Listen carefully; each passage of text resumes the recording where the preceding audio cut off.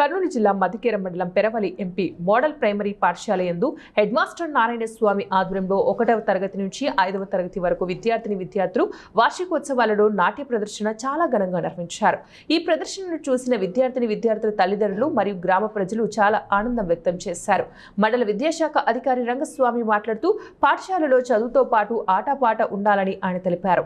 ఈ కార్యక్రమంలో మండల పాఠశాలలో పనిచేస్తున్న ఉపాధ్యాయులు మరియు పాఠశాల చైర్మన్ ఇస్మాయిల్, పాఠశాల రిటైర్డ్ హెడ్ మాస్టర్ వెంకటేశ్వర్లు, పాఠశాల ఉపాధ్యాయులు పారా ప్రసాద్, పారా రవి మరియు ప్రజలు పాల్గొన్నారు. వాళ్ళలో ఎన్నో దాగి ఉంటాయి. అవన్నీ మనం బయటకు తీయాలంటే ఇలాంటి కార్యక్రమాలు జరపాలి అని సోదరంతో మేము కూడా ఈ కార్యక్రమాన్ని జరపాలి, లాస్ట్ ఇయర్ జరపాలి, కొన్ని కారణాల వల్ల ఈసారి చేస్తున్నాం.